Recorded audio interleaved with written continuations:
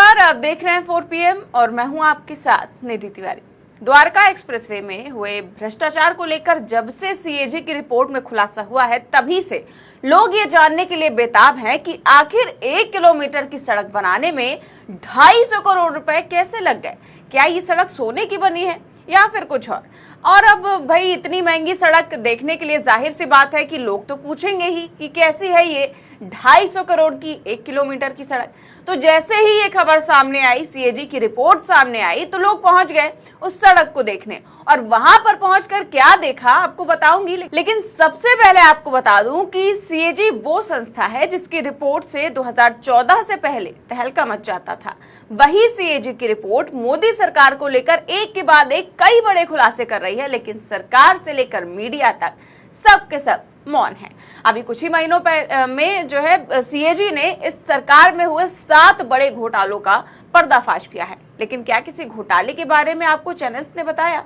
नहीं बताएंगे, क्योंकि ये घोटाले मोदी सरकार में हुए हैं। खैर, गोदी मीडिया भले ही ना दिखाए, हम आपको सारी खबरें विस्तार से बताएंगे। तो जैसा कि मैंने अभी 2-3 दिन पहले ही आपको खबर दिखाई थी कि सीएजी की रिपोर्ट में दिल्ली से गुरुग्राम को जोड़ने वाले द्वारका एक्सप्रेसवे के निर्माण में बड़े गड़बड़झाला का खुलासा हुआ है। सीएजी की रिपोर्ट के मुताबिक 29.6 किलोमीटर लंबे द्वारका एक्सप्रेसवे के निर्माण में लागत को बहुत ज्यादा बताया गया है। आसान भाषा में समझाऊं तो 1 किलोमीटर सड़क बनाने का खर्च अप्रूव हुआ था 18 करोड़ रुपए, लेकिन 1 किलोमीटर की सड़क बनाने में खर्च कितना किया गया है? 250 करोड़ रुपए, यानी कि 14 गुना ज्यादा। इतने ज्यादा खर्चे के बाद जब से ये खबर सामने आई तो विपक्ष और सोशल मीडिया पर लोग सरकार को घेरने लगे और सभी ये सवाल पूछने लगे कि आखिर इतना पैसा कैसे लग गया। बस फिर क्या था, लोग सीधे पहुंच गए निर्माणाधीन एक्सप्रेसवे पर सोने की सड़क देखने। मतलब जो सड़क बनाई गई है, आखिर जब 250 करोड़ रुपए की सड़क है तो सोने की ही होगी। इस पर आम आदमी पार्टी के नेता नितिन त्यागी भी जब ये एक्सप्रेसवे देखने के लिए पहुंचे तो देखिए क्या हुआ। द्वारका एक्सप्रेसवे पे हैं, आप देखेंगे यहाँ पर ये सड़क, ये देश की पहली सोने की सड़क 250 करोड़ रुपए प्रति किलोमीटर की लागत से बना रहे हैं मोदी जी। इसमें सोना, हीरा, जवाहरात यही देखने आया हूँ। इसमें भरा क्या है? इसमें ये पत्थर, ये मिट्टी, ये रोड़ी, ये सब जगह बनती है। 18 करोड़ प्रति किलोमीटर पास की गई थी, 250 करोड़ रुपए प्रति किलोमीटर के हिसाब से बन रही है। ये देश को कहां से कहां विकसित करने वाले हैं, कहां जीडीपी लेके जाने वाले हैं। मैं तो धन्यवाद करते करते नहीं थक रहा मोदी जी का। ये इतने बड़े बड़े हीरे जवाहरात इन्होंने इस सड़क के अंदर जोड़े हैं। बहुत बहुत धन्यवाद। इस देश को लूटने के लिए, इस देश को बर्बाद के लिए बढ़ता जा रहा। खैर, अब इस वीडियो को तमाम लोगों द्वारा शेयर किया जा रहा है। इसे शेयर करते हुए पत्रकार अभिषेक आनंद ने लिखा, देश में पहली बार मिट्टी में सोना डालकर बन रही सड़क, मोदी जी ने बदला भारत द्वारका एक्सप्रेसवे से ग्राउंड रिपोर्ट। तो वहीं पत्रकार श्याम मीरा सिंह ने लिखा, वो बेशकीमती द्वारका एक्सप्रेसवे जिसमें सड़क बनाने की मंजूरी प्रति किलोमीटर 18 करोड़ रुपए दी गई और खर्चा 251 करोड़ रुपए प्रति किलोमीटर किया गया, यानी कि 14 गुना। ये 14 गुना महंगाई की वजह से बढ़े या फिर मोदी जी प्रति किलोमीटर में सोना और हीरे लगा रहे हैं? तो लोग सवाल पूछ रहे हैं, क्या सोने और हीरे की सड़क बनाई जा रही है? तो वहीं एक और यूजर ने लिखा कि ये एक्सप्रेसवे की सोने और हीरो से जड़ी सड़क नरेंद्र मोदी सरकार के अमृत काल और कर्तव्य काल के विकास को बहुत सुंदर तरीके से दर्शा रही है, इसीलिए शायद इसे बनाने में इतना खर्च हो गया है। वैसे आपको बता दूं कि इस घोटाले को लेकर इतनी चर्चा हो रही है, लेकिन ये कोई पहला घोटाला नहीं है। घोटालों की लिस्ट काफी लंबी है जिसका खुलासा सीएजी ने किया है। एक एक करके आपको फिर से बताती हूँ।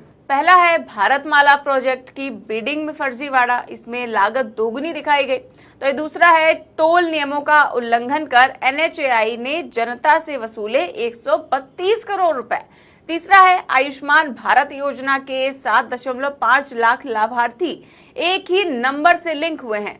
आपको बताया था मैंने कि आयुष्मान में कितना बड़ा घोटाला का खुलासा हुआ है।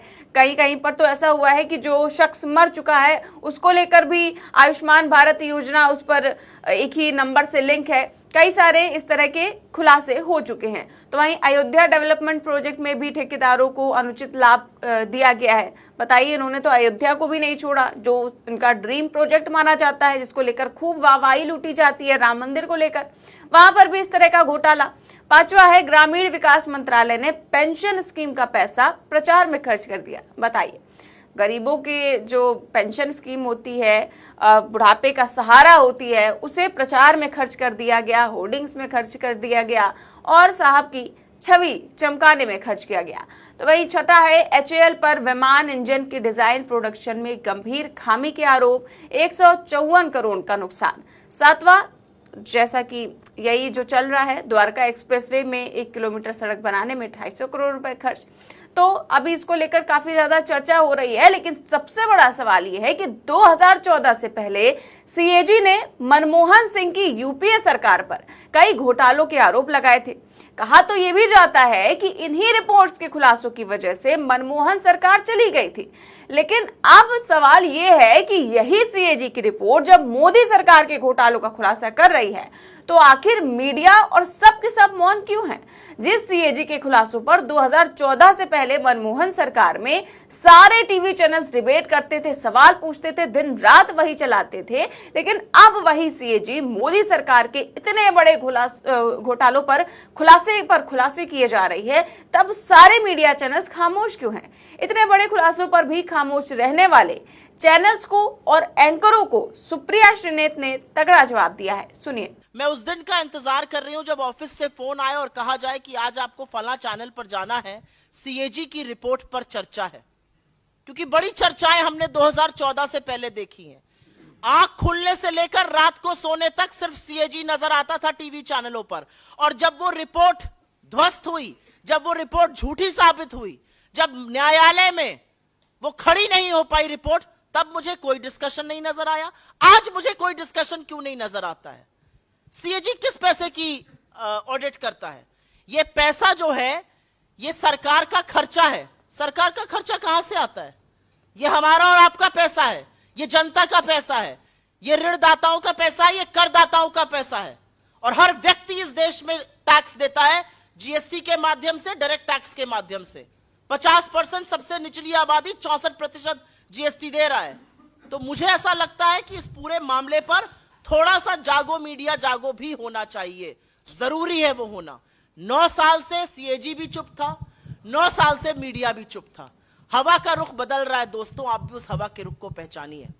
जी सुप्रीम। अब द्वारका एक्सप्रेसवे को जब से लोग इसके खर्चे के बारे में सुन रहे हैं, सब यही कह रहे हैं कि एक्सप्रेसवे में 2 किलोमीटर सड़क जितने में बनी, उतने पैसे में तो मंगलयान मंगल ग्रह पर जा पहुंचा। वैसे लोग सही कह रहे हैं कि सड़क को दुनिया का 8वां अजूबा घोषित कर देना चाहिए और उसे देखने के लिए अब तो टिकट भी लगनी चाहिए।